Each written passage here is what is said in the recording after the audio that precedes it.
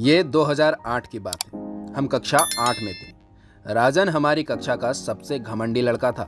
वो पढ़ाई में अच्छा नहीं था, लेकिन कक्षा में अन्य सभी की तुलना में मजबूत और ताकतवर था।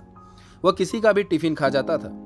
कोई भी उसके खिलाफ ना ही बोलता और ना ही शिकायत करता था। हालांकि शिक्षकों को उसके रवैये के बारे में पता था। वे उसे कई बार डांट चुके थे, लेकिन वह फिर भी नहीं सुधरता था। इस साल एक नया लड़का बिट्टू दूसरे स्कूल से हमारी स्कूल में आया था। वो राजन की तरह ताकतवर और निडर था, लेकिन वो हर किसी को परेशान नहीं करता था। वो राजन से नहीं डरता था। ये राजन के लिए चिंता का विषय बन गया था। दिवाली के लिए अभी 1 महीना बाकी था। राजन ने कक्षा के अंदर पटाखे जलाए। बहुत तेज धड़ाम की आवाज आई। प्रिंसिपल ने भी आवाज सुनी। बस वो बहुत गुस्सा हो गए। उन्होंने सभी को असेंबली ग्राउंड में बुलाया और सभी से पूछा कि किसने ये काम किया है, जल्दी बताओ। हम में से किसी ने भी कुछ नहीं बताया। इससे वो और नाराज हो गए। उन्होंने सभी की एक लाइन से पिटाई शुरू कर दी। बस फिर क्या था, सभी को बहुत मार पड़ी। जैसे ही सब पिट गए तो बिट्टू ने राजन का नाम बताया। प्रिंसिपल ने उससे पूछा कि तुम पहले क्यों नहीं बोले ये बात। तो बिट्टू जवाब दिया, बस सर, हमारी एकता दिखाने के लिए। फिर राजन के माता पिता को स्कूल में बुलाया गया। राजन को रेस्ट्रिकेट करने तक बात पहुंच गई, पर उसके माँ बाप ने प्रिंसिपल से माफी मांगी और ऐसा ना करने के लिए कहा। इससे राजन तो बच गया, पर इससे बिट्टू और राजन में दुश्मनी हो गई। दिन बीतते गए, हर कोई घटना के बारे में भूल गया था। बिट्टू एक दिन बहुत सुंदर चाकू वाले नेल कटर के साथ स्कूल आया। ये नेल कटर पर बहुत सुंदर नक्काशी की हुई थी। उसने सभी को दिखाया। उस दिन वो बहुत खुश था। गेम पीरियड के समय हम सभी मैदान में गए। हर कोई खेल के मैदान में खेल रहा था। अचानक मेरे एक दोस्त को पेट में दर्द हुआ। शिक्षक ने मुझे और 2 अन्य बच्चों को उसे कक्षा में ले जाने के लिए कहा। जब हम उसे कक्षा में ले गए तो राजन पहले से ही वहां मौजूद था, लेकिन वो कुछ गड़बड़ लग रहा था। उसके पास बिट्टू का नेल कटर था जिसमें चाकू निकला हुआ था। उसने हमारे खेल शिक्षक के बैग को फाड़ दिया था। उस पर बहुत सारे कट करने के बाद उसने नेल कटर वापस बिट्टू के बैग में डाल दिया और हमारे पास आकर कहा कि इस संबंध में कुछ भी बोलने की हिम्मत मत करना, वरना अंजाम तुम सब जानते हो। और कक्षा से बाहर चला गया। पीरियड बीत गई।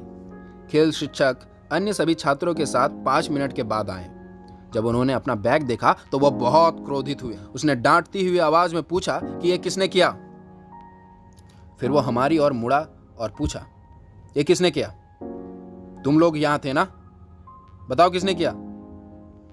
हमने कुछ भी नहीं किया सर, और हमने देखा भी नहीं।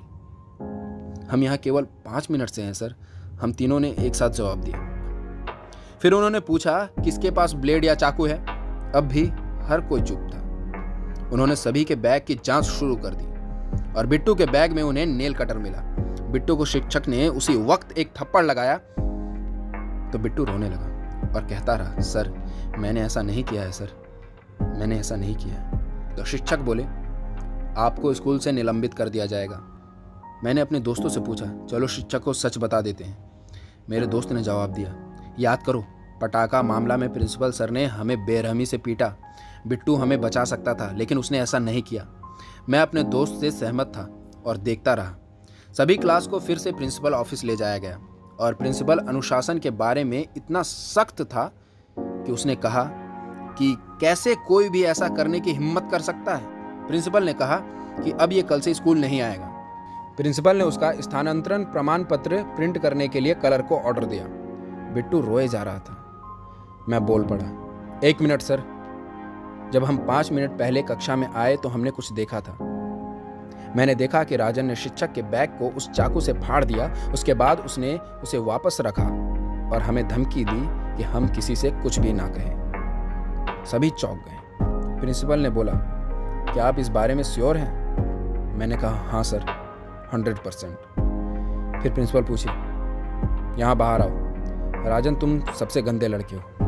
और क्लर्क को उसके लिए स्थानांतरण प्रमाण पत्र प्रिंट करने के लिए और उसके माता पिता को सूचित करने के लिए कहा। फिर राजन ने रोना शुरू कर दिया, लेकिन अब उसकी मदद करने वाला कोई नहीं था। प्रिंसिपल के फैसले से हर कोई खुश था। बिट्टू ने मुझे धन्यवाद दिया। दूसरे और राजन बहुत उदास और गुस्से में था। स्कूल खत्म हो गया। जब मैं स्कूल से बाहर आया, राजन मेरे लिए बाहर इंतजार कर रहा था। मैंने उसे देखा, वो मेरी तरफ आने लगा। मैं भागा, लेकिन वो तेज था। उसने मुझे पीछा करने के बाद पकड़ लिया और मुझे बुरी तरह पीटा। मुझे पता था कि मैं उसके साथ नहीं लड़ सकता, वो मजबूत था। मुझे पीटने के बाद वो चला गया। मैं किसी तरह खड़ा हुआ, फिर भी खुश था। और अब भी खुश हूँ, क्योंकि अब से मुझे उसका चेहरा नहीं देखना पड़ेगा, क्योंकि मैंने सत्य को चुना था और सत्य का मार्ग हमेशा कठिन होता है।